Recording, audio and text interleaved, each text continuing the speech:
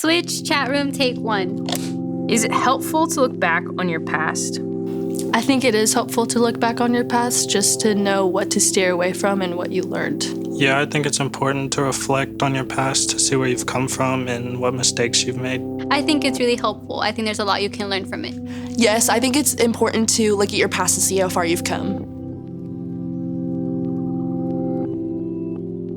I think it's helpful to look on your past just so, because you make mistakes and then you learn from them. And like, let's say you come across another situation that you have already done and it came out negatively. You're like, oh, I shouldn't do this because something bad happened out of it. And then, so you're gonna make the right decision this time, you know? For me, looking at my past is so important because I get to see the mistakes I did and learn from it. But I know that a lot of the times I'm really haunted by my past. Yeah. Like, I just want to get away from it.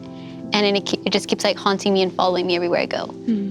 Yeah, so I think looking in the past is good to see where you've come from, and you can fix all your past mistakes and all of that, but not to dwell in the past as much and keep your future ahead of you still.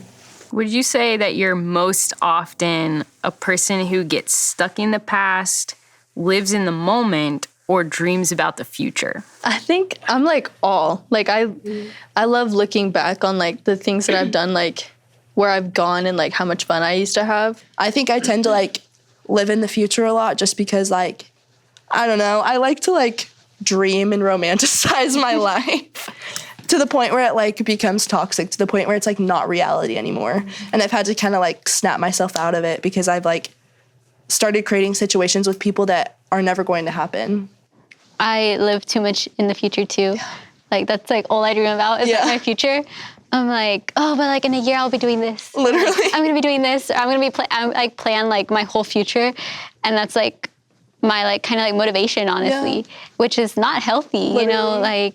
You know, you need to live for making yourself better, not living for this future that's not promised. You know, and romanticizing that is so toxic for me. That's I live in that instead of living in the moment. I think I live in the future more so, but also live in the present moment, whereas I couldn't tell you what I'm gonna eat for dinner later today. I'm not worried about that, I'm not there yet. So it's kind of just I'll get there whenever I get there kind of thing for me. Can you tell me a story about a time when a previous mistake maybe saved you from a present failure? I would lie to my parents all the time about where I was going and what I was doing. And it wasn't even I was doing bad things. It was just I would go to the movies with a boy instead of all these girls that I said I was going with. And I just didn't want to have that awkward conversation with my parents about me liking a boy. And so I would just completely avoid it. And one time they caught me in a lie. And so I was grounded for a really long time because they trusted me. And I had just kept lying to them about it. And ever since then, because it caused a big argument to where my dad didn't trust me at all. And so from that, I learned that lying is not good and it breaks a lot of trust for people. In the past, I made the mistake of not speaking up for myself and not telling people what I need. And I think that knowing that about myself, it's kind of helped me now and in the future, learn that I have to speak up for myself because nobody knows what I'm thinking.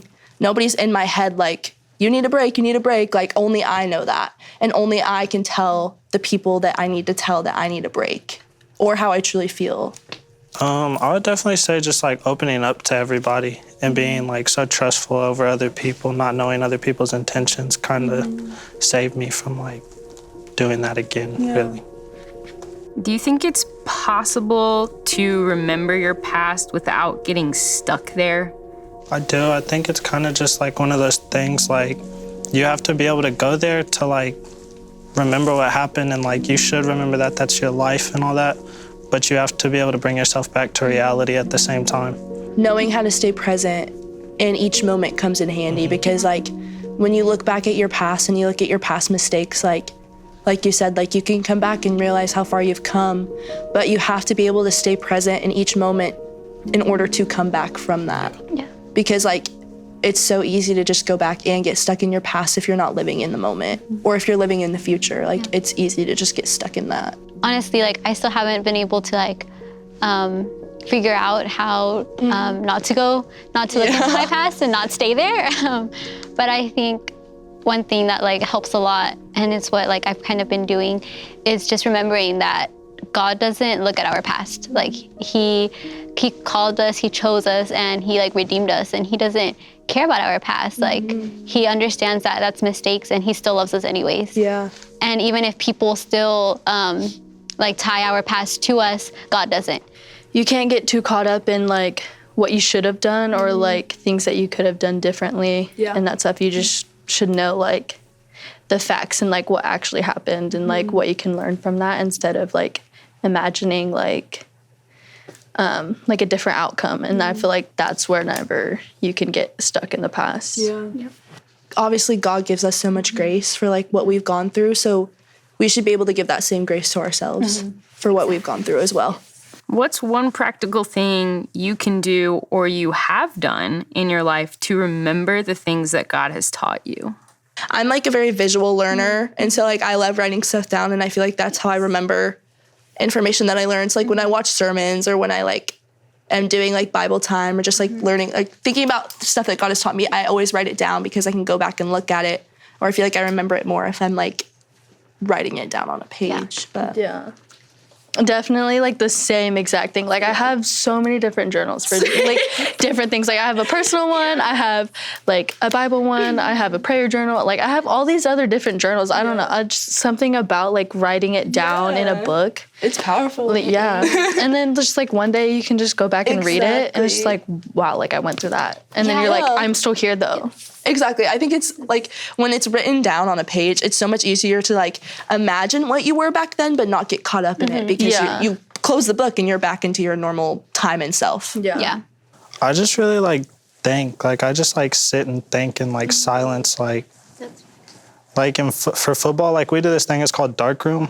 And so like at the end of the school day, we just go and like sit in a dark room, and you just think, and you just That's really cool. imagine like yourself and like what's going on in your life and everything, and it allows you to just free yourself. I feel like there is a lot of power too in just like sitting in silence and letting God just say to you what he needs to say to you. My love language is like words of affirmation. So I forget so quickly like what people think of me. Like if one day like you don't say hi to me, I'm like, oh my gosh, you hate me. Like, you really hate me. So like in my notes on my phone, or even like in a journal, I like to put like things people have said to me, or like little things that people have done. Just that to me meant so much. So like if one day like I'm just like, wow, like I really feel like I'm alone, like no one loves me, like, you know, like I can look back and be like, wow, like these people said all of this and God put them there for a reason, you know. What did you learn from this conversation? I think like although I already know this about myself, like I just learned even more that I just get way too stuck in the future, and I need to learn practical ways to stay present so that I don't keep doing that. And I learned that like all of us, you know, have a past, and that we might not all be very happy with it, or like come to terms with it, but that it's okay. Like we're all in this journey together, and we're all slowly trying to get, you know, through our past and knowing like our identities as, you know, like followers of Christ and his children, and that he doesn't like see us as our past.